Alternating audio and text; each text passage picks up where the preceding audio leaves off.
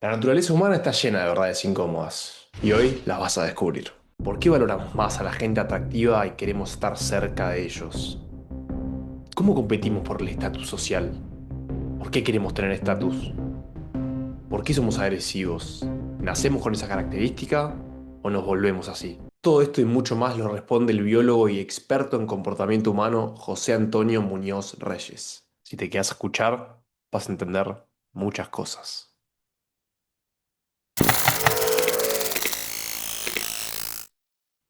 Toño, bienvenido a Efecto Sinapsis. Muchísimas gracias por venir. ¿Cómo andamos?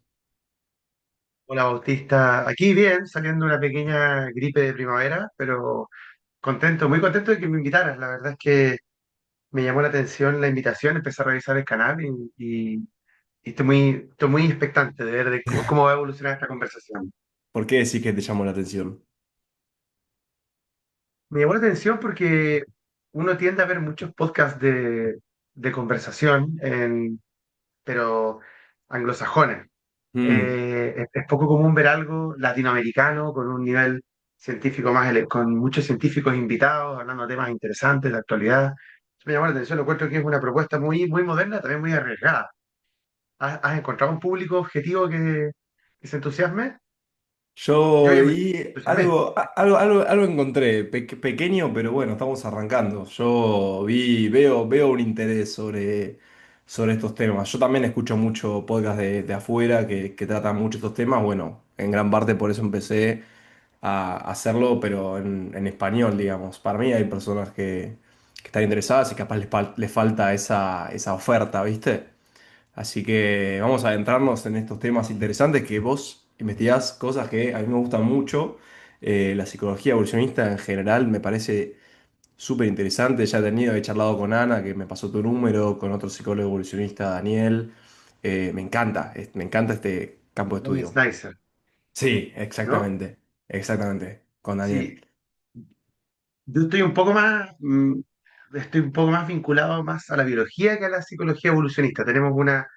Si bien yo estudio las bases biológicas del comportamiento humano desde una perspectiva funcional, evolutiva, Mm, tengo pequeñas diferencias con la escuela de la psicología evolucionista que cultivan Anna y Daniel Snyder. Ellos son de perfecto. la escuela de psicología evolucionista de Santa Bárbara.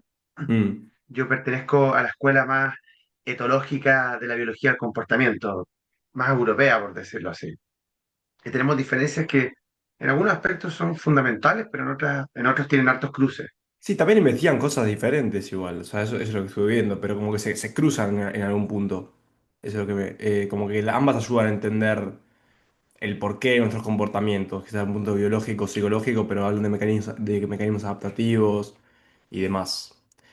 Por Em, supuesto, sí, somos complementarias, por supuesto que sí.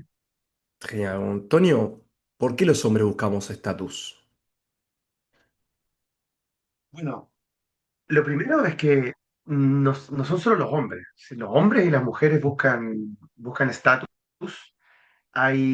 cuando tú estudias desde una perspectiva funcional diferentes comportamientos que se expresan en la especie humana, por ejemplo, la agresión, la cooperación, etcétera, uno suele poder sostener desde una perspectiva evolucionista, desde un marco teórico funcional, la presencia de diferencias sexuales. Pero con el estatus pasa algo muy interesante, que el estatus es un comportamiento que está presente en ambos sexos eh, de manera sostenida y de manera constante a lo largo de la vida. Lo que cambia es la expresión de los mecanismos de búsqueda de estatus en ambos sexos, pero los dos estamos profundamente motivados por mejorar nuestro estatus a lo largo de la vida y ese es un deseo que no cambia. Y no cambia porque básicamente la evidencia que tenemos de forma general respecto al efecto del estatus en la estrategia vital de los individuos es que es uno de los elementos que mejor explica la sobrevida, el acceso a recursos limitados, la salud, la herencia del estatus a la siguiente generación. Entonces es una variable que tiene un peso muy importante para explicar finalmente el éxito de tu estrategia de vida.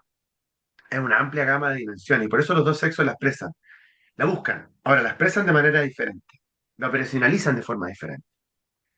Y hay una buena discusión respecto a, y hay una buena evidencia también respecto a cuáles son los mecanismos preferidos de ambos sexos y por qué. Y aquí entra el marco de la competencia intrasexual y de la Mm. selección sexual en términos de cómo se moldea esta competencia entre ambos sexos.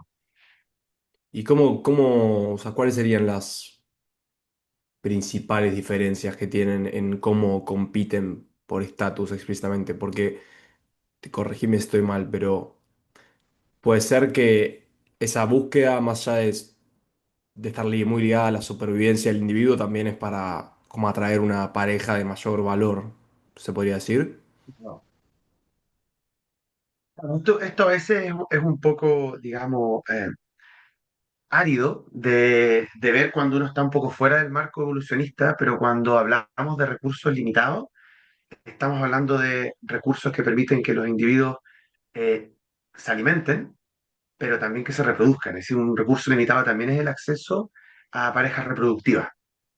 Y el estatus nos moldea, y esta es la parte importante, nos moldea en términos de comportamiento, porque cuando hablamos de acceso a parejas reproductivas, estamos hablando de un marco que modifica el comportamiento observado en ambos sexos en función de mecanismos de selección sexual, es decir, modelado a través de selección sexual en el tiempo evolutivo.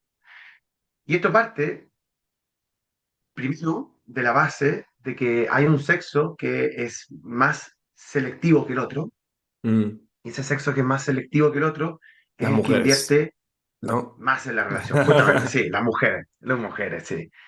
Mientras que hay un sexo que es menos selectivo, que es el sexo masculino, que invierte menos y que por tanto, desde el punto de vista más coloquial, para entender la teoría de la selección sexual así en tres pasos, es un sexo que tiene que jugársela más, tiene que ser más arriesgado para poder ser elegido. Entonces, cuando Ok. nosotros hablamos de estatus moldeado a través de selección sexual, hablamos de un sexo que está fuertemente orientado a una competencia directa por acceder a este recurso limitado de la reproducción, que serían los hombres, y por otro lado hay un sexo que está también modelado para mejorar su estatus social, pero a través de mecanismos competitivos que no son tan evidentes como los que efectúa el sexo que tiene que competir más, que en el fondo son los hombres. O sea, Mm. esta es la primera gran diferencia. Si la selección sexual ha hecho que haya un sexo que tenga que buscar de manera más intensa y competir con sus pares de manera más intensa y frontal por ser elegido por el sexo contrario, para acceder a este recurso limitado, mientras hay otro sexo que eh, también compite, pero compite de manera más subrepticia, es decir, menos directa. Ese es el primer elemento. Luego sobre esto hay un segundo elemento que es el daño corporal, que ha sido estudiado por primatólogas desde la década de los 90 hasta ahora, entre ellas yo diría que Benenson, que es una investigadora de la Universidad de Harvard, una primatóloga, es la que mejor ha moldeado el marco teórico alrededor de este tema, que es el daño corporal, y en el fondo lo que plantea es que como las mujeres tienen una trayectoria vital en la que no solo tienen que reproducirse, sino que pasan por un proceso de preñez, es decir, de estar embarazadas, luego los hijos nacen, los tienen que cuidar durante un periodo relativamente largo de tiempo hasta que el niño es autónomo, hasta que el bebé es autónomo, el daño corporal es un elemento que no es menor dentro de este sexo. Por lo tanto, tiene los mecanismos que hacen que un sexo compita de manera más frontal, otro de manera menos frontal, y por otro lado, además, tiene la evitación del daño corporal, que en las mujeres es mucho más fuerte que en los hombres. ¿Tiene la Entonces, esto evitación nos del lleva daño corporal, dijiste? del daño corporal en las mujeres, porque una mujer que sufre un daño corporal relevante mientras está en una etapa mientras está en su ciclo fértil de su desarrollo endogenético, es decir, de su ciclo vital, eh, ese daño le puede impedir embarazarse, le puede impedir cuidar a las crías. Por lo tanto, hay una evitación natural del daño físico, Mm. Ok, porque hay un ok. alto costo asociado. Entonces tenemos estos dos elementos y luego vamos a ver el comportamiento. Cuando vemos el comportamiento nos encontramos con cosas súper interesantes. Lo primero es que los hombres, y este ha sido uno de mis grandes temas de investigación en los últimos 10 años, los hombres cuando intentan monopolizar los recursos reproductivos, nadie se ofenda por utilizar esta palabra, digamos, estoy hablando desde el punto de vista de la No, biología del son, comportamiento. son datos, ¿viste? O sea, a los datos no le importan tus sentimientos. La famosa frase. Son. Es Vamos con decir, eso. los hombres tenemos una habilidad natural derivada de esta presión selectiva por la búsqueda moldeada por competencia intrasexual y orientada a la búsqueda de pareja que hace que nosotros tengamos una habilidad natural para formar alianzas. Alianzas que lo que están buscando estas alianzas es dos cosas. En primer lugar, someternos dentro del grupo, pero someternos de manera estratégica. Por eso los hombres tenemos comportamientos ritualistas tan bien construidos para poder generar jerarquías sociales muy marcadas por el poderío físico. ¿Me podrías dar un Esto ejemplo? inmediatamente, A qué te referís con comportamientos por ritualistas? ejemplo, voy a dar un ejemplo muy coloquial. Cuando los chicos, los adolescentes, forman grupos, rápidamente entre ellos son capaces de situarse dentro de una posición en el grupo social. Es decir, hay algunos que son más dominantes, más populares, y otros que son menos dominantes y menos populares. Y esta jerarquización suele estar dada por el poderío físico Mm, de los, de los chicos. Es decir, el que es mejor deportista, el que tiene mejores habilidades, suele ser más popular que el que es más malo o que es menos poderoso desde el punto de vista físico. Y esto porque nosotros heredamos, las mujeres también lo tienen, pero lo ocupan de otra forma. Nosotros heredamos, o mejor dicho, compartimos con los animales lo que se conoce como la habilidad de evaluar la capacidad de lucha de un individuo en función de la comparación de un rasgo determinado con ese mismo rasgo que nosotros poseemos. Te voy a dar un ejemplo para que quede bien claro. Tamaño corporal. Sabemos hoy en día que el tamaño corporal o la fuerza del tronco superior del cuerpo es lo que define en más de un 90% de los casos el resultado de una pelea entre dos mm, hombres. Nosotros somos capaces, así como los alces, cuando se ven, realizan esta comparación a partir del tamaño de las cornamentas de los animales, nosotros somos capaces de evaluar la capacidad de lucha que tiene un rival a partir de su tamaño corporal y de su altura, es decir, su fuerza y su altura, porque comparamos esas señales que tiene este individuo versus las que nosotros tenemos y rápidamente nos situamos en la escala social, entendiendo que hay algunos con los que vamos a poder competir por mejorar nuestra posición y hay otros con los que definitivamente tenemos que obedecer porque son muchísimo más fuertes que nosotros. Y esto es algo que ocurre en la naturaleza, lo estudió un señor que se llama Parker en la década de los 60 a partir de teoría del juego, y lo que descubrió es que justamente en la gran mayoría de los animales, estos rasgos que comunican habilidad de lucha estaban vinculados al tamaño corporal.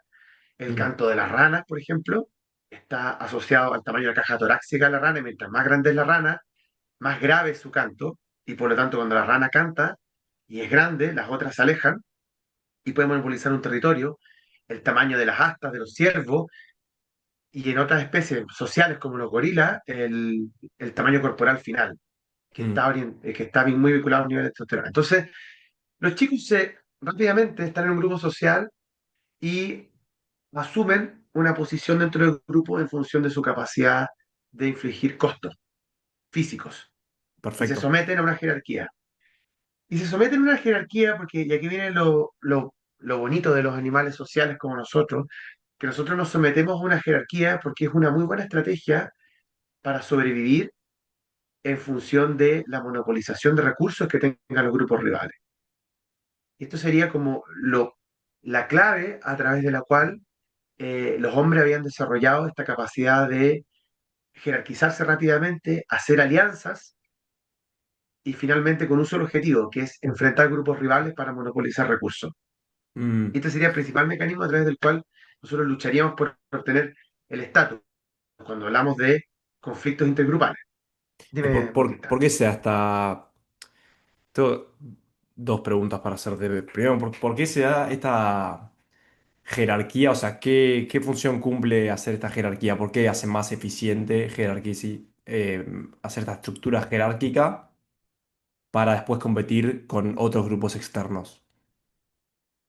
Y la hipótesis que gobierna esta propuesta es que cuando estos rasgos evolucionaron, los seres humanos vivíamos en grupos tribales.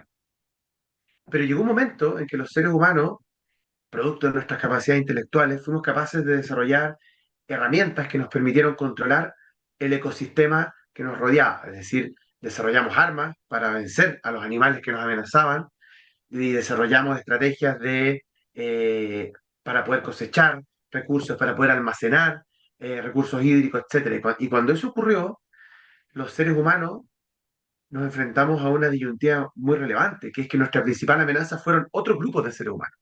Mm.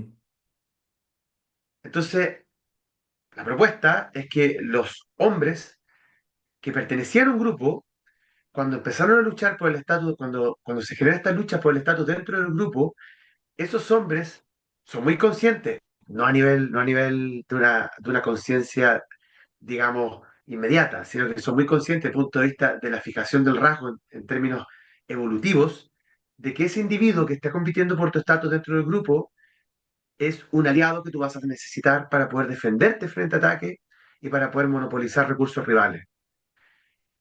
A su vez, el individuo que quiere mejorar su estatus dentro del grupo también está consciente que este individuo que le impide subir es un aliado con el que va a tener que contar cuando ocurra un conflicto intergrupal. Entonces, este elemento estratégico sería lo que estaría dentro del marco de la capacidad de jerarquizarnos y formar alianzas entre los hombres, que tú lo ves muy manifiesto con diferentes tipos de estudios basados en hinchas de fútbol y las tendencias cooperativas y castigadoras, basados en juegos de dilemas sociales, el juego de Vladimir. El juego de Vladimir es muy interesante, eso te va a gustar. A ver, El juego de coméntame de qué Vladimir es. es una... hay un investigador de apellido Navarrete que ha estudiado el conflicto intergrupal con esta perspectiva evolucionista y lo hizo durante varios años en eh, estas, ¿cómo se llaman? Estas grupos de individuos que están dentro de las universidades norteamericanas Fraternidades. principalmente, fraternidades, lo hizo estudiando fraternidades. Y él aplicó un juego basándose en esta perspectiva que se llama el dilema de Vladimir.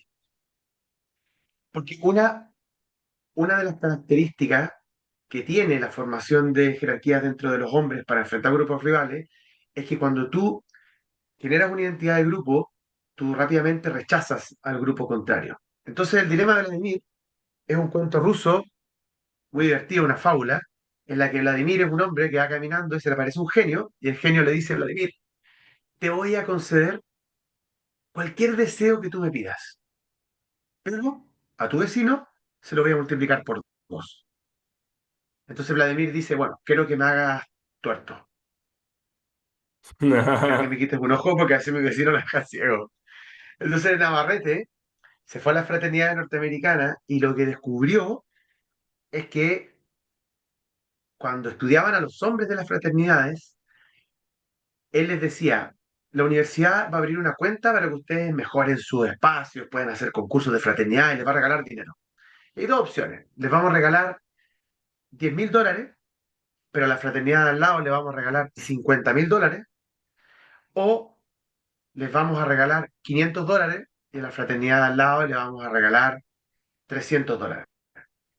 Y lo que él descubrió es que los hombres de estos grupos siempre preferían el menor beneficio si eso generaba el mayor daño a la fraternidad contraria, a los otros grupos que habían dentro del campus.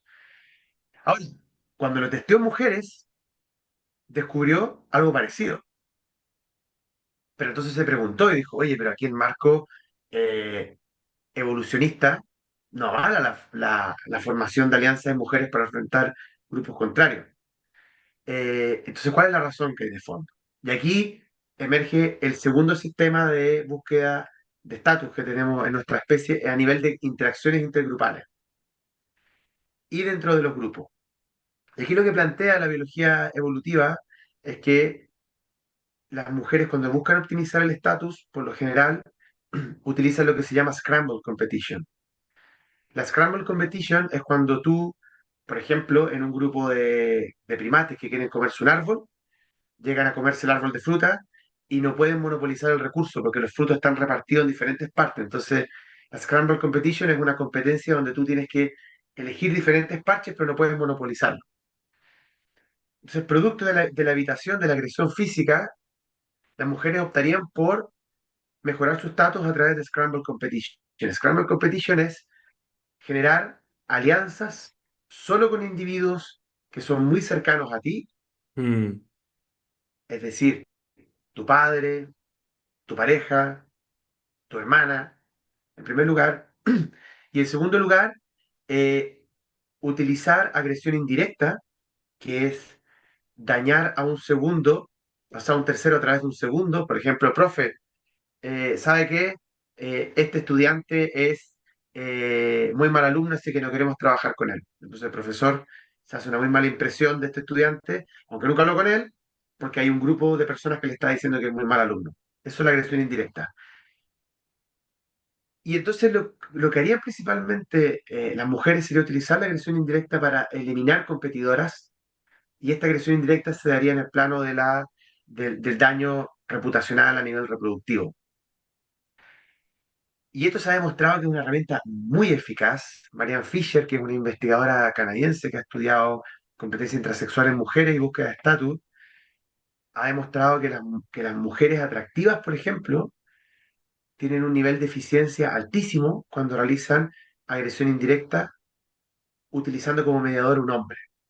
Es decir, cuando una mujer atractiva le habla mal a un hombre de otra mujer, el nivel de eficiencia que consigue, es decir, el cambio de opinión que consigue en ese hombre respecto a esta tercera mujer, es muy significativo. Y esta sería una herramienta de búsqueda de estatus que sería súper exitosa en el sexo femenino y que evitaría lo que hablamos al principio, evitaría evitaría la agresión física a través de hacer que el malo en el fondo sea el intermediario y no sea esta persona que es la que está ejecutando la agresión.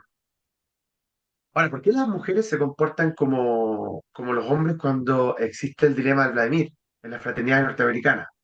Eso no lo responde este sistema, este tipo de mecanismo de obtención de estatus. Y la respuesta es que cuando los hombres buscan monopolizar un recurso eh, reproductivo, uno, uno generalmente se olvida que estos mecanismos de búsqueda de monopolización de recursos están basados en un software que fue cargado en nuestro cerebro en una época ancestral. Entonces, eh, el riesgo que corren las mujeres en un conflicto intergrupal es altísimo desde el punto de vista de que físico. son, claro, pueden sufrir violación, coerción sexual. Entonces las mujeres tienen un rechazo también naturalizado, muy parecido al de los hombres, por individuos de grupos externos, pero, pero no es por la búsqueda de la monopolización del recurso, sino que más bien es por la evitación del riesgo que supone un enfrentamiento intergrupal para su estrategia reproductiva, porque cuando se produce un enfrentamiento intergrupal, el grupo perdedor por lo general sufre infanticidio y sufre además de eso coerción y abuso sexual. Súper interesante. Wow. Todo. Me gustó Ahora, mucho, me gustó el estudio de la fraternidad, eso, sobre todo el finding sobre, esto no era las fraternidades, pero lo de Fisher me resultó muy interesante, porque además con Daniel habíamos hablado de esto de que como la atractividad era un beneficio reproductivo, si se quiere, de las mujeres, y muy loco que me hayas contado esto. ¿Quería decir algo? lo del atractivo es brutal. O sea, piensa tú que a principios del siglo XX, no recuerdo el nombre ahora, pero había una investigadora, bueno, no era investigadora, era la alcaide de una cárcel de mujeres, que empezó a investigar un fenómeno que le llamó mucho la atención. Este fenómeno era que las mujeres atractivas, frente a la misma pena carcelaria que las mujeres no atractivas, recibían la mitad de la Mm, condena. En los años 60 esto se empezó a estudiar con mayor profundidad y los psicólogos sociales en aquel tiempo lo nombraron como una estereotipia humana. Lo llamaron What is beautiful is good. Y ellos, lo que es bello es bueno. Ellos supusieron que esta era una estereotipia en la especie humana, que en el fondo lo que hacía era que nosotros le entregábamos atributos positivos a aquellas cosas que considerábamos bellas. Y lo que descubrieron sistematizando el estudio de What is Beautiful is Good en el tiempo, es que la gente atractiva, cuando cometía crímenes, recibía condenas menores. Además, la ¿Los gente hombres también? atractiva, sí, también los hombres, las mujeres y los hombres atractivos, perdón. Pero generalmente se ha centrado mucho en mujeres, pero cuando han estudiado los hombres, por ejemplo, han estudiado a los hombres condenados a pena capital en Estados Unidos y han descubierto que mientras más atractivos son los hombres, más posibilidades tienen de salir de la pena capital. También se ha estudiado con candidatos hombres a elecciones y se ha descubierto que el atractivo explica la elección de ese candidato para un cargo de elección popular. Pero también, y esto también es como bien polémico, eh, What is Beautiful is Good deja de ser solamente una estereotipia cuando entra al marco funcional y empezamos a estudiar a través de teoría de juego qué ocurre con la gente atractiva cuando están jugando juegos de interdependencia estratégica. Y lo que se ha descubierto es que nosotros queremos ser aliados de la gente atractiva porque la gente atractiva son personas que si son mujeres cargan muy buenos genes y queremos que esos genes sean parte de nuestro pool genético. Y si son hombres, queremos estar con ellos porque ser atractivo es un indicador de la capacidad de enfrentarte a los estresores del medio ambiente y mantener tu desarrollo genético. Es decir, tu plan genético de desarrollo es mantenerlo de manera armónica, lo cual es muy difícil. Piensa tú que somos animales de simetría bilateral y a medida que nos enfrentamos a los estresores del medio ambiente, esa simetría bilateral se va rompiendo. Pero nosotros como hombres queremos a esos hombres como aliados porque son personas que son capaces de extraer recursos del medio ambiente y mantener ese desarrollo simétrico. Y queremos a esas mujeres porque tienen buenos genes. Y las mujeres quieren juntarse con esas mujeres atractivas porque son muy eficientes en la competencia por derogación, en la agresión indirecta, y son muy buenas aliadas. Y quieren a estos hombres también porque tienen muy buena carga genética y son muy buenos protectores. Entonces, cuando nos enfrentamos a un juego de interdependencia estratégica, por ejemplo, un dilema prisionero, un juego de bienes públicos, y hay gente atractiva, ¿Puedes explicar un inmediatamente poco los más atractivos. brevemente qué es el dilema del prisionero Exacto. para quien lo escucha? Sí, sí, sí. Rápidamente. El dilema prisionero cae dentro de lo que llamamos juegos modelados por teoría de juegos. La teoría de juegos es una forma de entender la manera en que interactúan los seres vivos en sistemas donde la decisión que yo tome no necesariamente alcanza el resultado óptimo, porque hay una interdependencia estratégica entre lo que yo decida y lo que decidan las otras personas que están interactuando dentro de ese determinado comportamiento. Y en el dilema del prisionero ha ocurrido un crimen y Bautista y yo estamos encerrados en dos habitaciones. Entonces a Bautista le dicen, Bautista, tú tienes dos opciones. Tú puedes no confesar el crimen, que sería lo mismo que cooperar, es decir, no decir que yo cometí el crimen, no inculparme a mí, eso sería cooperar conmigo, o puedes, por otro lado, inculparme a mí, que sería no cooperar conmigo. Si puedes cooperar conmigo, no inculpándome, o puedes no cooperar conmigo, inculpándome del crimen. Si Bautista me inculpa a mí del crimen, a Bautista le dan, por ejemplo, no sé, 0 años de cárcel. Ahora, si Bautista me inculpa a mí del crimen y yo me inculpo a él en la habitación de al lado, los dos nos vamos presos un montón de tiempo. Ahora, si ninguno de los dos nos inculpamos, nos vamos Llegamos presos al muy, equilibrio. muy poco tiempo. Y si Bautista me inculpa a mí y yo me inculpo a él, Bautista sale libre y yo me voy preso un montón de tiempo. Entonces, la mejor decisión que podría tomar Bautista desde el punto de vista de lo que él hace sin considerar lo que yo haga, sería inculparme, desde luego. Obvio. Pero si Bautista confía mucho en mí, él tendría que cooperar conmigo y no inculparme, porque sabría que yo no le voy a inculpar. Ese es en términos generales el dilema prisionero. Entonces, cuando Genial. llevamos esto a un laboratorio y tenemos gente atractiva y menos atractiva, nos encontramos con que a las personas atractivas la gente tiende a confiar en ellos, tiende a ponerle atributos positivos y tiende a entregarles beneficios, tiende a cooperar con ellos, es decir, tiende a no inculparlos. Pero las personas atractivas, como no dependen, o mejor dicho, están constantemente rodeadas de personas que quieren interactuar con ellas, son muy selectivas. Entonces ellas en ambientes de laboratorios tienden a no cooperar. Y aquí es cuando uno puede evidenciar una carrera armamentística modelada por selección natural en términos de interacciones sociales humanas.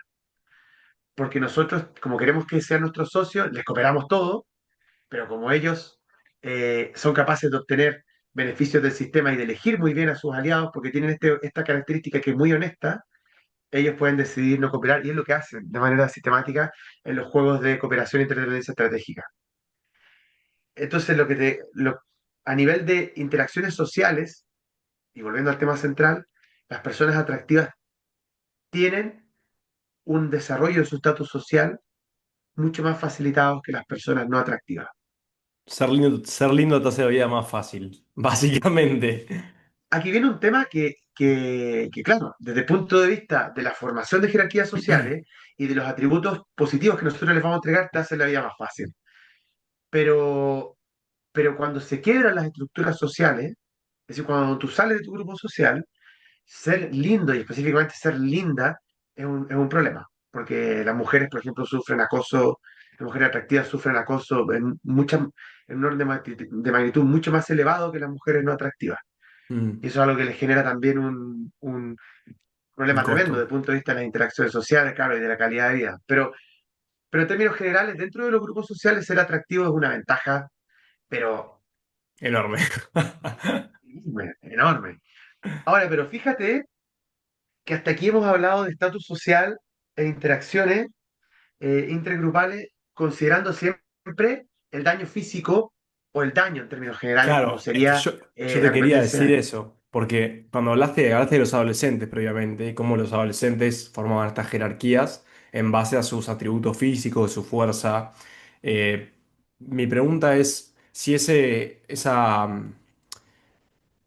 dominio de competencia sería, porque ahí de adolescente capaz, viste, estás en el colegio, no, la búsqueda de estatus más cercana quizás tenga que ver con la fuerza física, pero después a medida que uno va desarrollando su carrera, quizás me pregunto si es como que empiezas a buscar estatus de otras maneras o si se mide de otras maneras. Esa es mi duda, vendría a ser. Esto, esto te va a encantar, porque hay un modelo de estudio de la formación de estatus en la especie humana que lo formalizaron Tracy Chen, por ahí por la década del 2015, 2016, o incluso antes yo diría, y ellos estudiaron la formación de estatus en la especie humana y lo que descubrieron es que efectivamente ahora saltamos de las características físicas únicamente a el comportamiento observado.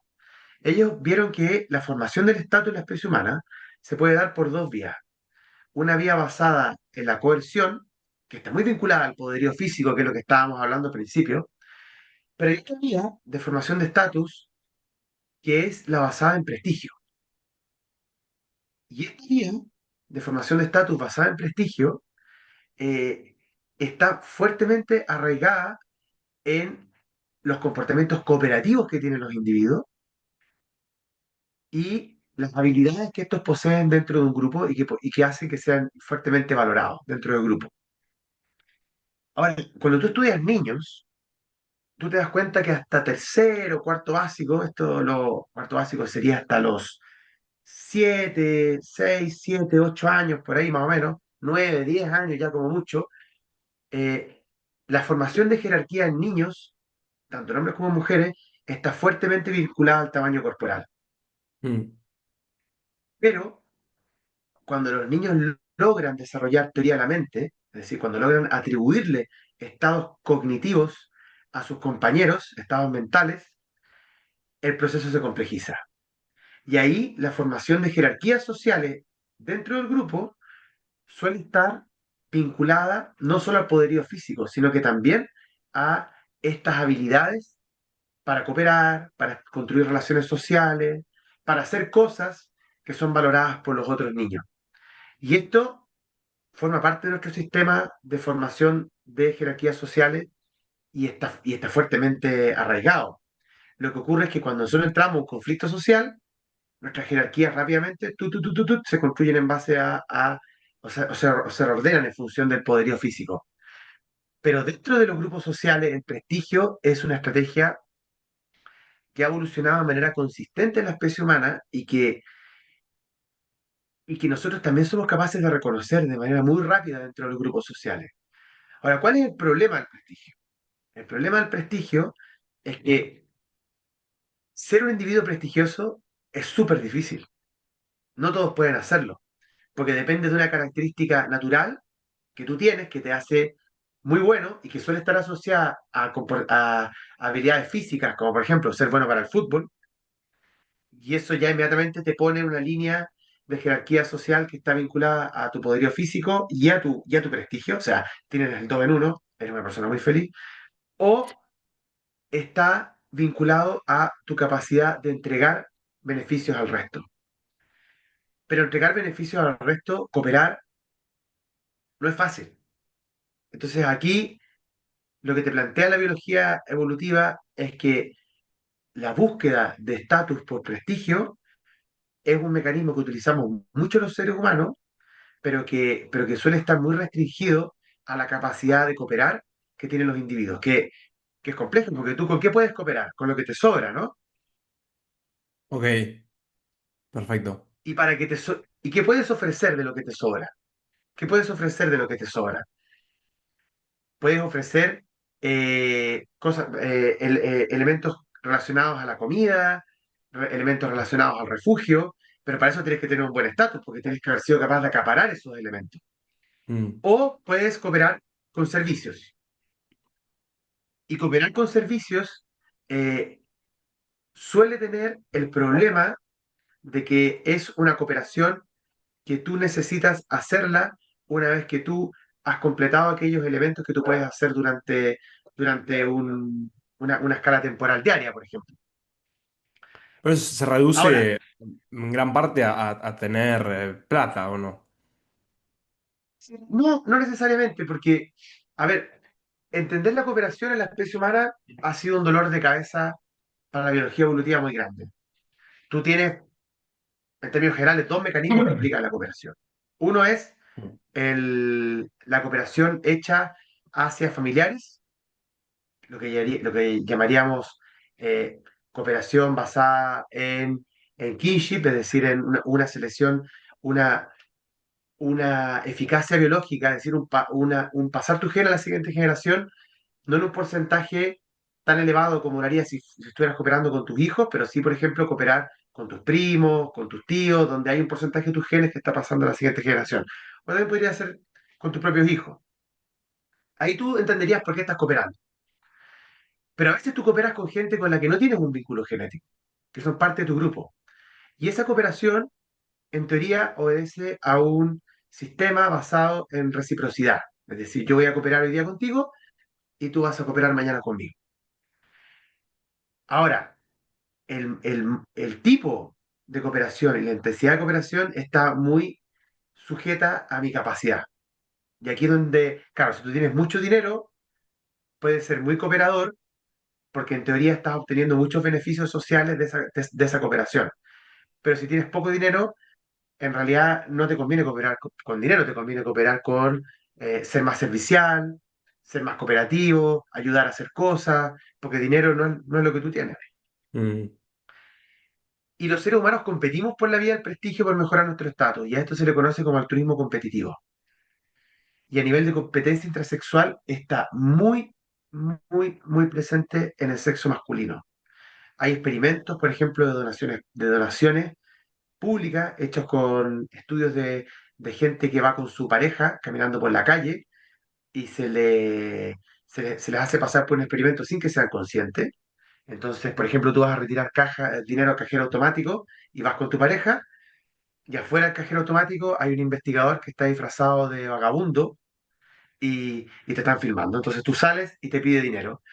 Y lo que se ha encontrado es que los hombres tienden a exacerbar la vía del altruismo, es decir, de la cooperación, cuando hay mujeres que los están observando. Y estos experimentos con vagabundos son muy bonitos porque, bueno, experimentadores disfrazados de vagabundos porque muestran que la mayoría de los hombres cuando van con sus parejas cooperan, le entregan dinero de manera altruista a, a estos vagabundos que están a la salida del cajero automático cuando van a sacar dinero.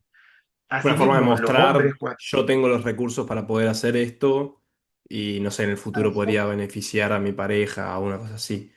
Tremendo, wow. de eso. O sea, cuando tú no tienes las señales, y aquí viene la parte donde hay una línea de investigación en biología del comportamiento que sostiene esta predicción, que es que cuando tú no tienes las señales físicas para poder optimizar tu posición dentro del grupo social, cuando no tienes tampoco las señales de atractivo para poder acceder a una pareja reproductiva dentro del grupo, en ese momento el altruismo competitivo es una estrategia muy atractiva, porque tú lo que le estás diciendo a esa posible pareja reproductiva es, oye, yo puede que no tenga los super genes, pero tengo el super comportamiento. Es decir, yo voy a invertir en estas crías, las voy a cuidar, voy a, no voy a, no voy a diversificar mi inversión parental, es decir, yo voy a ser un buen cuidador. Como que se va complejizando la demostración de estatus, se quiere, con el tiempo. O sea, va desde un lado más físico. Y la fuerza física, por ejemplo, tiene, si bien entran otros factores, como estuvimos describiendo a lo largo de la vida, sigue siendo relevante la fuerza física o la apariencia física a lo largo de toda la vida, incluso cuando entran el resto de los factores. Nosotros, a principios de los 2000 había una buena discusión en los grupos de investigación de comportamiento humano, porque en los colegios, en las escuelas, a medida que aumentaba la fuerza física, tú veías que, es decir, porque los niños se iban desarrollando físicamente, los hombres sobre todo, tú veías que aumentaban las interacciones de lucha entre los niños en los colegios. En paralelo, en las mujeres, a medida que mejoran las capacidades intelectuales, porque se va complejizando el desarrollo del pensamiento abstracto, aumenta la agresión indirecta. Sin embargo, cuando los jóvenes alcanzan, los adolescentes alcanzan el pic de desarrollo físico, la agresión física cae. Y esto era algo bastante inentendible desde el punto de vista de las interacciones humanas y de la importancia que tenía la fuerza corporal y la capacidad de lucha para entender la jerarquía entre los jóvenes. Es decir, cuando tú ya eres muy fuerte, ya no te pegan más. Mm. Entonces decían, bueno, deja de importar la agresión, el físico, y pasamos a un sistema en el que todo se explica a través de otro tipo de componentes para jerarquizarnos. Pero otra vez, los estudios como los que los que se hacen en torno a la teoría recalibracional de la ira, que es algo en lo que trabaja Daniel Snyder y Aaron Sí, Sell, que me son de acuerdo. Santa Bárbara. Claro, ellos muestran que en el fondo operamos, como te contaba al principio, como con el marco conceptual de la teoría de posición de un rasgo que comunica habilidad de lucha y la comparación de ese rasgo con el adversario. Eso se llama Resource Holding Power Potential, que fue lo que planteó Parker con teoría de juego a principios de los 60 para entender por qué los animales no se mataban entre sí. Esto es muy interesante porque la conclusión final, habían dos escuelas compitiendo en la década de los 70 para entender esto, y por un lado, tú tenías una escuela que estaba gobernada por Lorenz, que era un premio Nobel de ciencia, un etólogo humano, y Lorenz lo que planteaba era que los animales no se dañaban entre sí, no se mataban entre sí dentro de los grupos, porque había un beneficio para el grupo en no matarse. Es decir, él planteaba un sistema basado en selección grupal. Pero Parker dijo no, lo que ocurre es que los animales no se pelean porque han ritualizado la agresión. Cuando tú alcanzas el pic de desarrollo físico, no es que el físico deje de importar. Lo que ocurre es que tú también alcanzas el pic en tu habilidad para leer qué tan amenazante es un individuo. Y entonces desarrollas un comportamiento evitativo y desarrollas un comportamiento de choque, que es lo que estudia la teoría recalibracional de la ira, para comunicarle al individuo que le vas a ejercer un costo muy grande si no te entrega beneficios. Y eso hace que la agresión física caiga, pero que el físico siga siendo importante. Es decir, Mm. Cuando tú te enojas con alguien al nivel de mandarlo a la punta del cerro y desarrollas un comportamiento de ira, es decir, cuando se te enrojece la piel, levantas los hombros, te pones a gritar, te acercas a ese individuo, aumenta la adrenalina, o aumenta la testosterona, es decir, estás a punto de golpearlo, lo que le estás diciendo a ese individuo es, o tú cedes beneficios, o aquí vamos a pasar a una arena de daño físico. Entonces ese individuo rápidamente, este ritual, que es la expresión de la ira, lo procesa y compara la señal física. Y dice, a ver, este hombre, el Toño, pesa 86 kilos, mide 1,80 m y yo mido 1,60 m y peso 50 kilos. Ah, no me No me meto en conviene. este quilombo. Venga, te entrego, me salgo de la fila. Me colé en la fila y me salgo porque en realidad aquí me va a llegar una que me va a mandar la semana que viene. Sí, Entonces, tremendo. el poderío físico sigue siendo importante. Lo que pasa es que no lo ves con la presencia que lo ves en los niños porque tiene un componente de letalidad que queremos evitar. Que queremos evitar porque no queremos morirnos, Obvio. Claro, o pero sea, es porque te grupo. el costo de moverse de la pelea y capaz, bueno, sufrir un poco de vergüenza es mucho más bajo que meterme en el conflicto y que este tipo me revienta a piñas. Algo así sería. Me gusta que estás mencionando Y, y- y esa, la testosterona, pues me parece súper interesante.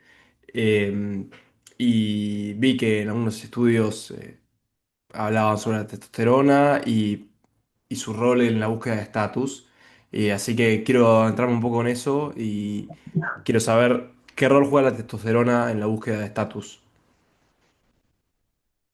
la testosterona se ha estudiado mucho en animales. Tú tienes dos hipótesis centrales para entender el efecto de la testosterona en la búsqueda de estatus en animales que se han trasladado a los humanos. La primera es la hipótesis del desafío, que está muy estudiada en aves. En aves, cuando llega la época de reproducción, los niveles de testosterona aumentan en las aves macho y esto hace que la coloración aumente y el comportamiento de cortejo aumente. Entonces los machos logran volverse mucho más coloridos, mucho más agresivos y si tienen que bailar mucho mejor también, para poder atraer a la hembra. Esta es la hipótesis del desafío. Y esta hipótesis, bastante estudiada en aves, también se ha estudiado en la especie humana.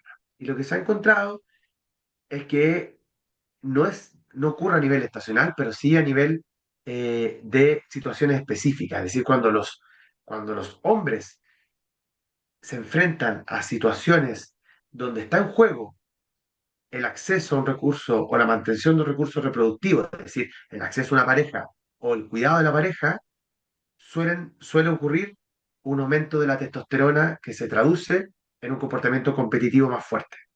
Mm, Ahora, el segundo modelo, el segundo modelo es el modelo biosocial de búsqueda de estatus y se ha estudiado en primates. Y lo que te dice es que es verdad, cuando hay un evento de búsqueda de estatus para acceder al recurso reproductivo o para mantenerlo, aumentan los niveles de testosterona. Pero, y esta es la gran diferencia con la hipótesis del cambio, el resultado de la interacción afecta a tus niveles de testosterona futuros. Es decir, cuando los eso gorilas están sí. compitiendo, cuando los gorilas están compitiendo por el estatus, el gorila que empieza a ganar batallas, se le empieza a poner el lomo plateado, empieza a aumentar de tamaño, porque a medida que ganan los niveles de testosterona circulante aumentan, aumentan, aumentan, aumentan, aumentan, aumentan. Y esto se ha estudiado en la especie humana. Es decir, han tomado la hipótesis del desafío y la han llevado al modelo biosocial para ver el resultado de la interacción. Y lo que han encontrado en deportistas es que cuando tú pierdes un encuentro deportivo, tus niveles de testosterona caen. Y eso se traduce en tu deseo de competir. Tu deseo de competir se vuelve más débil. Y se ha estudiado desde jugadores de dominó profesionales hasta jugadores de deportes de contacto. Y lo que han descubierto es que si tú comienzas a ganar, tu deseo de competir, tu motivación para competir, aumenta a medida Wow. que vas ganando. Y en cuanto pierdes, comienzas a tener un bache depresivo del que cuesta mucho salir. Y esto tú lo ves en los en los equipos de fútbol, por ejemplo. Cuando los equipos de fútbol Sí, empiezan a sí, va perder, de repente perdiendo. no hay ninguna eh. razón. Tienen un super equipo. Bueno, la selección chilena de fútbol comenzó a perder y de pronto ya Sí, no podía parar de perder. Y era sí, porque sí. psicológicamente bajan tus niveles de testosterona. Y aquí viene la clave, Qué porque bajan locura. tus niveles de testosterona y aumentan tus niveles de cortisol. Claro.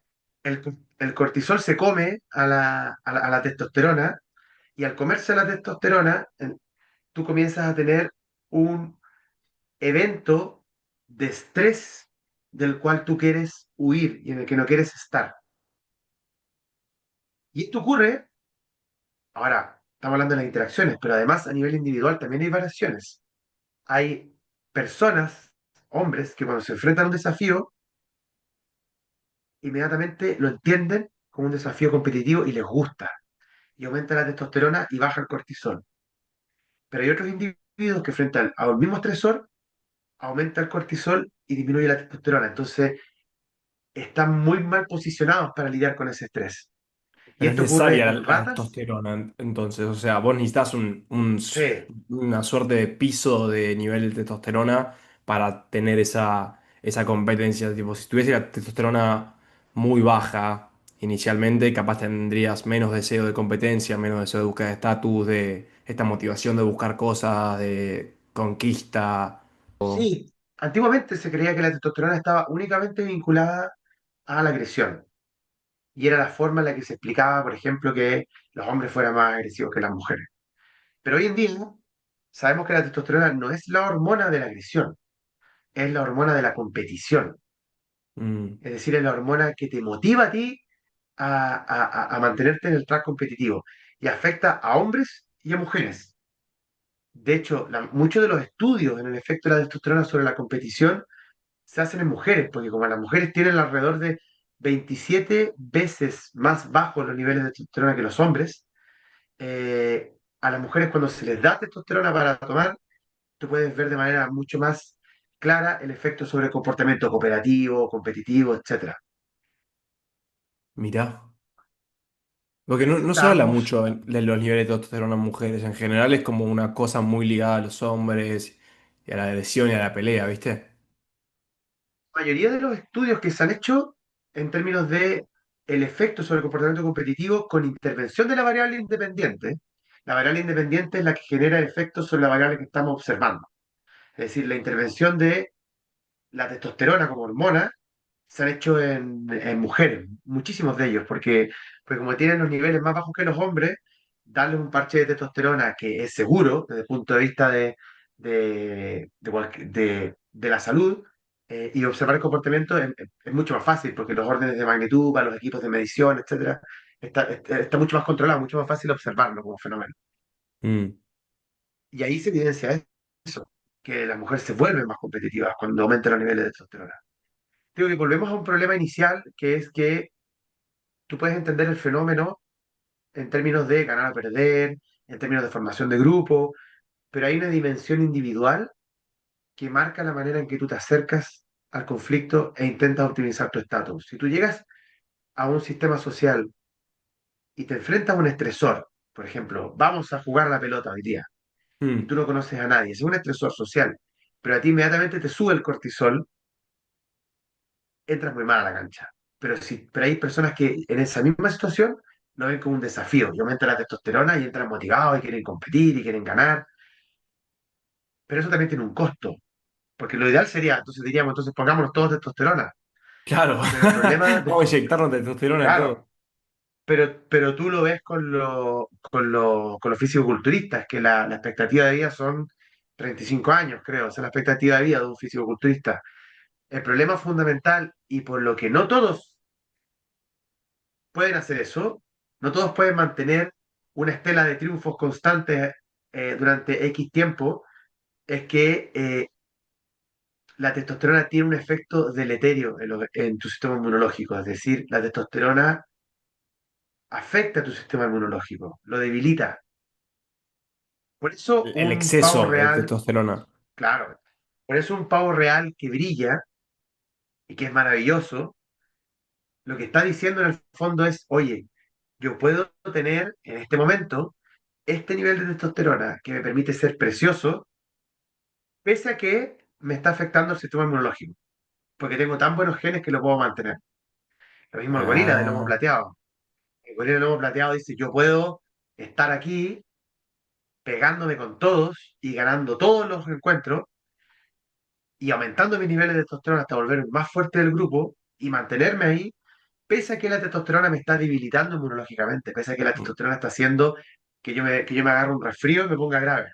sea, me puedo permitir este costo. Así de bueno soy, Puedo permitir. básicamente. Y no todos podemos hacer eso.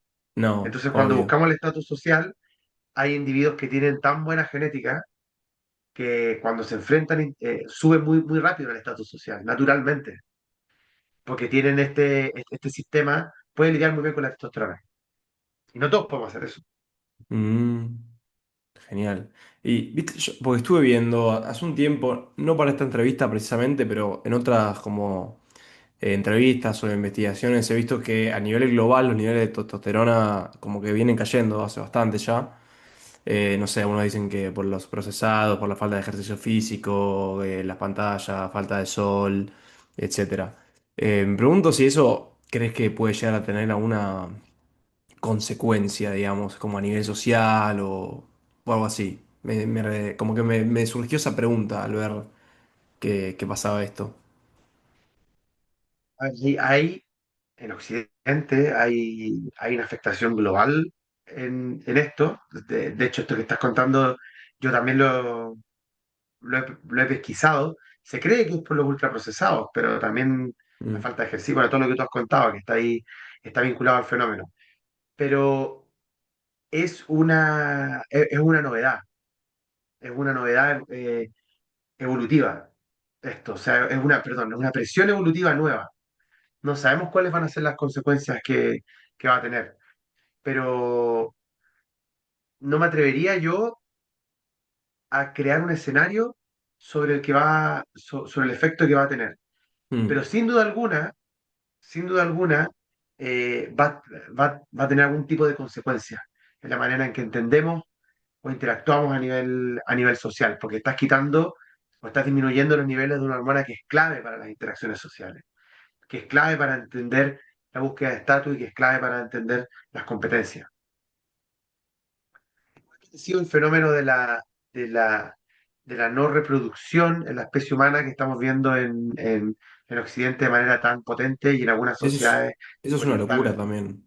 Eso, escuché un par de personas hablando de eso de una perspectiva como evolutiva. Y algunos decían como que capaz hay ciertos grupos que los que no están teniendo hijos, que no están reproduciendo, que no están teniendo sexo, probablemente tiendan a ser como seleccionados en contra, digamos, frente a otros grupos que sí lo hacen.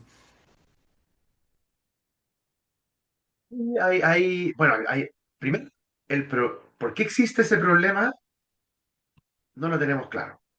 Es Mm, decir, no sabemos por qué la gente no se está reproduciendo. Hay varios modelos, ¿eh? Hay uno que te dice que es porque no hay acceso a la vivienda y la vivienda necesaria para poder reproducirse. Eso es más sociológico. Hay otro modelo que te dice que es que es muy de la biología evolutiva, que es porque los hombres han perdido calidad y al perder los hombres mm, calidad, eh, la mujer ha perdido el interés en reproducirse con ellos. Y hay otro que es justamente contrario, que te dice que en el fondo el acceso a la reproducción se ha vuelto al evento reproductivo, al sexo, que es el motor a través del cual tú generas el evento reproductivo, el acceso se ha facilitado mucho y el control reproductivo también. Entonces, la motivación por generar vínculos estables de largo plazo se ha ido perdiendo en los hombres. Y eso ha afectado a la reproducción y ha hecho que las mujeres no quieran tener hijos. mm, Ahora, ¿cuáles van a ser los efectos? No sé si se van a seleccionar en contra, porque también es verdad que una cosa es que tú no quieras tener hijos, pero sí quieres cuidar a los hijos de tus primos y de tus hermanos, quieres ser un buen cuidador. Eso se ve claro. mucho, que los niños hoy en día están rodeados de ambientes de cuidado súper potenciados por familias donde hay un solo niño y hay tres tíos, cuatro tíos.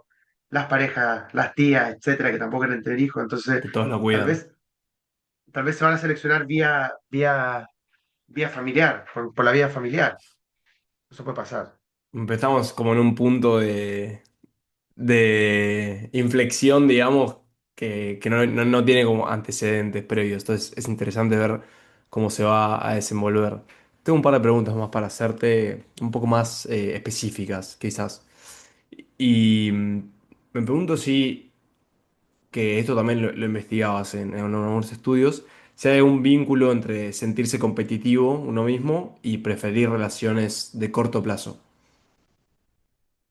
Ah, es muy bonito. Estos son, a ver, aquí hay algo que es bien importante. La sociosexualidad es un fenómeno que existe en la especie humana y que ha sido el dolor de cabeza a través del cual no sabemos o no podemos o no está claro, o la discusión está sobre la mesa de si somos una especie monógama, polígama, etcétera. Es decir, la sociosexualidad es tu tendencia a invertir o no en relaciones estables y de largo plazo.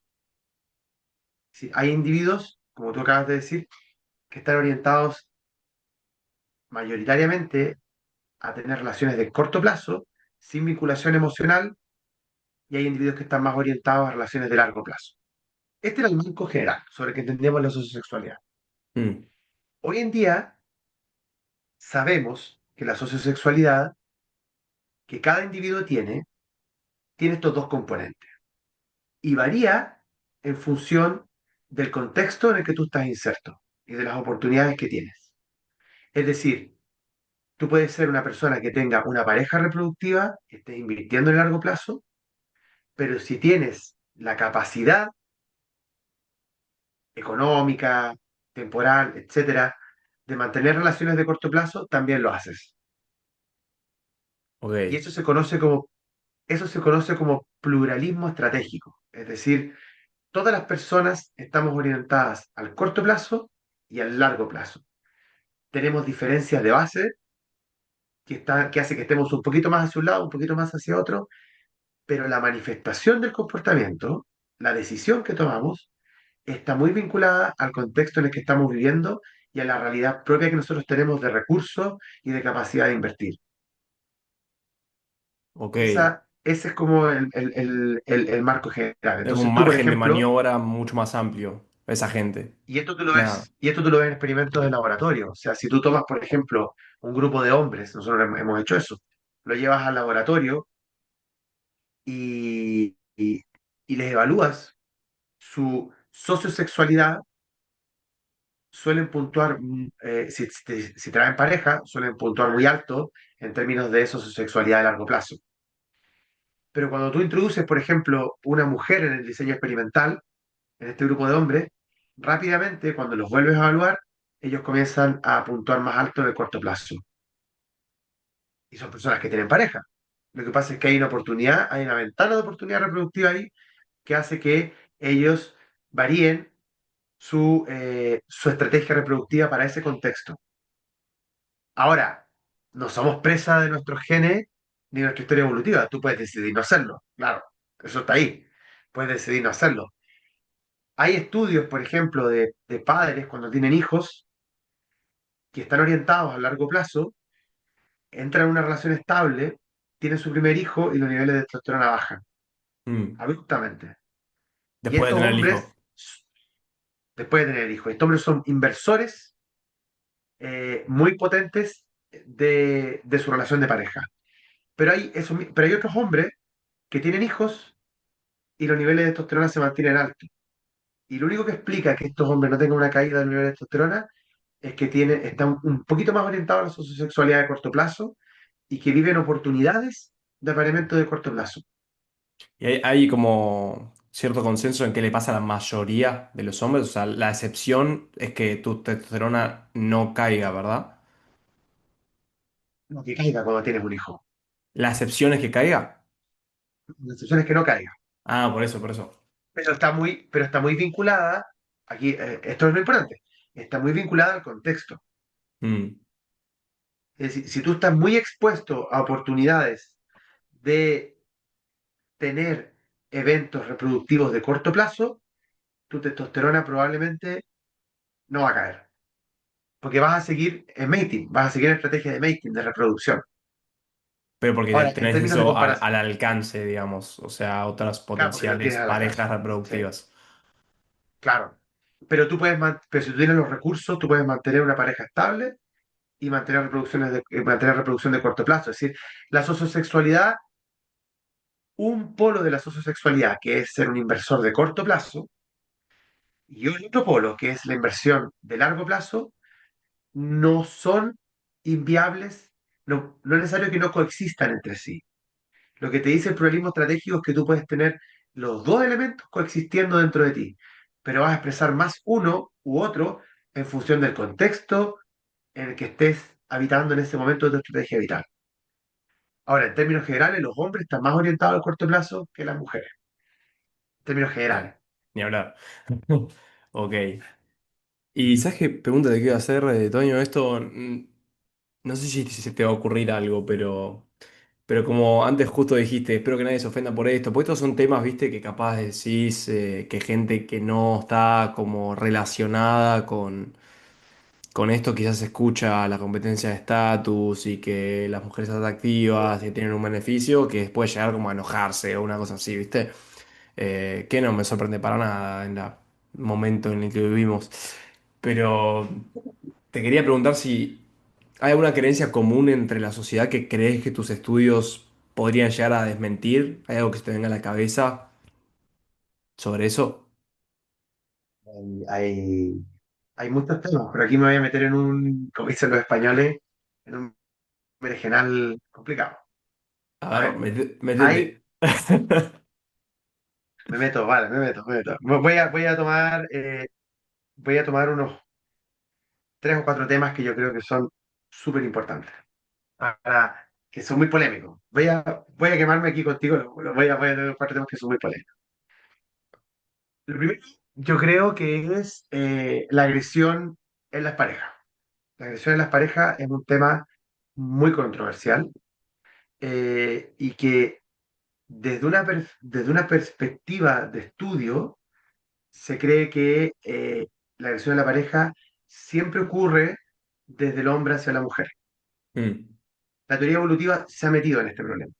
Y lo que ha estudiado es que dentro de las parejas coexisten de manera muy general dos fenotipos conductuales. Los fenotipos conductuales que tienen un componente de control muy fuerte, que generalmente cuando hay agresión derivan en lo que conocemos como terrorismo íntimo. Y esos suelen ser hombres maltratadores, siempre, o en el 99% de los casos. Pero dentro de las parejas también hay una agresión que no está vinculada al control reproductivo, que es una agresión situacional, que ocurre cuando discutimos, por ejemplo, dónde vamos a ir de vacaciones, oye, no quiero cenar con tu madre, por qué tiene que venir tu familia para Navidad, etcétera.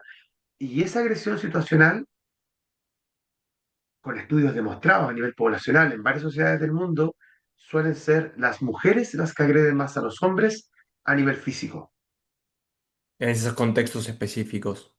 En ese contexto de formación de pareja que es la más habitual, en Ok. la que los hombres, en que no hay control, no hay una persona ejerciendo un control de la reproducción de las mujeres. Y esto se ha estudiado mucho.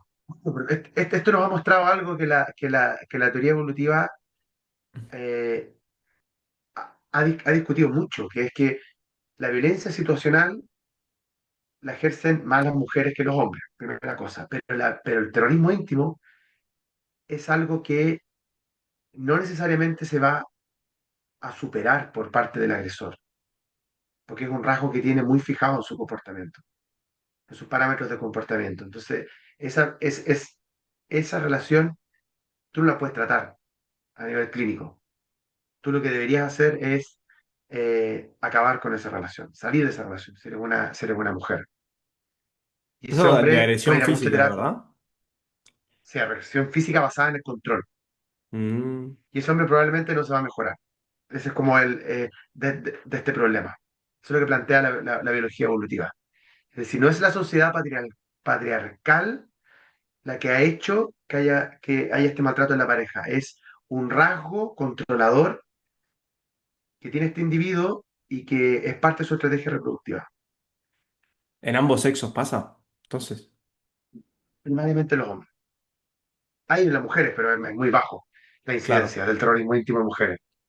El segundo delito que yo creo que es súper interesante es, por ejemplo, en realidad una evidencia que se ha descartado hace años, pero que se sigue llevando al contexto de las interacciones sociales, que es creer que la agresión es algo que se aprende únicamente.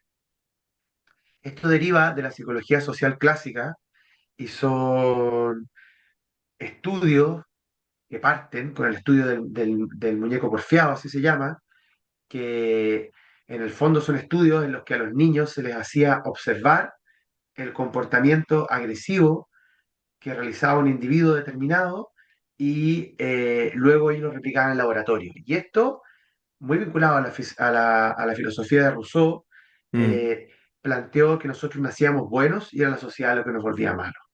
Y sobre esto hay un marco teórico muy grande de la psicología social más clásica, que apunta, por ejemplo, a defender que las personas se vuelven agresivas a medida que se socializan, a que las personas, a que tú puedes eliminar la agresión de los contextos sociales y a que elementos como los videojuegos hacen que los niños se vuelvan súper agresivos. Mm. Bueno, todo esto, desde el punto de vista de la evidencia actual, sabemos que es súper discutible. Primero, las personas nacen preprogramadas para desarrollarse estos sistemas agresivos. Esto tú lo puedes ver antes de la socialización en los niños. Ya tienes a los hombres haciendo, a los niños varones, generando más agresión física que las mujeres.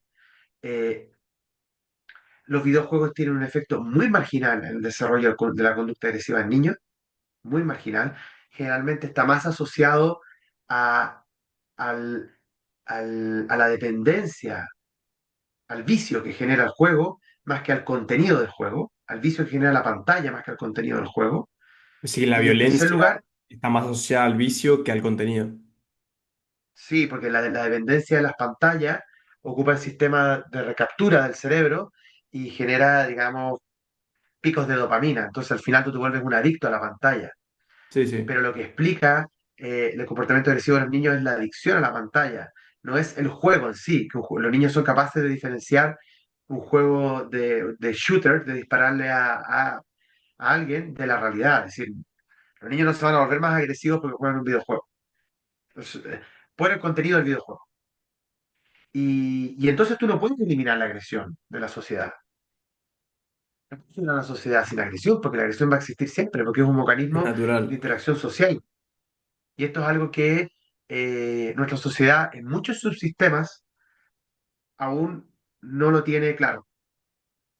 De hecho, los programas más exitosos para tratar el bullying en los colegios, como la iniciativa Kiva de Finlandia, que se ha exportado a muchos países del mundo, parte de una premisa funcional evolutiva, que es que el bullying tú no lo vas a poder eliminar de los colegios, pero lo que tú sí puedes hacer es quitarle el valor de ganancia de estatus social que tiene el bullying. Entonces tú, más que atacar al individuo que expresa el bullying y castigándole, mandándolo para la casa, hablando con los padres, lo que tú tienes que hacer es reunir a los niños en procesos de interacción en los que ellos entiendan que el bullying es un elemento socio-negativo, deleterio para tu estatus.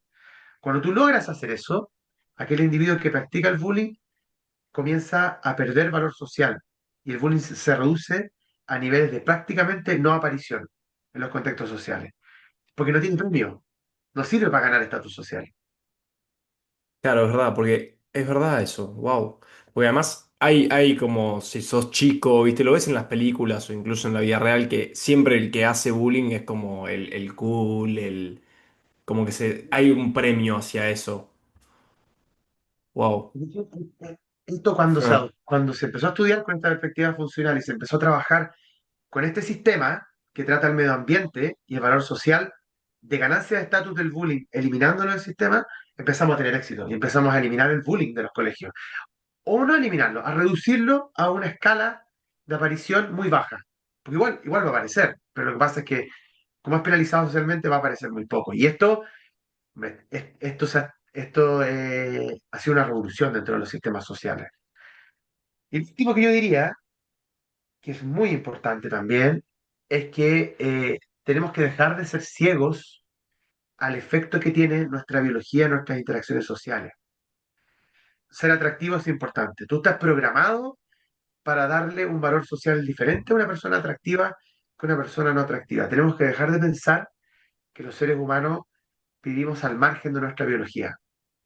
Y eso es algo que nos va a hacer ser mejores personas cuando lo entendamos y lo podamos manejar a nivel social. O sea, hoy en día tenemos casos de, incluso hasta de gente que se libra de condenas de asesinato porque es atractiva. Y seguimos creyendo que estas variables Que se ha en aprendido. realidad son variables que, claro, son variables que le importan a los animales, porque los seres humanos somos más complejos, esto no ocurre. Y yo creo que tenemos que botar un poco ese muro de que no somos individuos, no estamos dentro de el paradigma del darwinismo social de finales del siglo XIX, principios del XX. Es decir, no ese es el discurso, nosotros no somos presas de nuestros genes, nos vivimos en una jaula del instinto de la que no podemos salir. Ese no es el mensaje es la biología importa, Mm. afecta nuestro comportamiento social y nosotros somos capaces de controlarlo. De hecho, la letalidad, por ejemplo, la letalidad en enfrentamientos intergrupales es algo que en Occidente lo tenemos muy controlado. Es decir, la gente no se mata. Hacemos deporte para que no nos matemos. Lo podemos controlar. Pero existe, está ahí.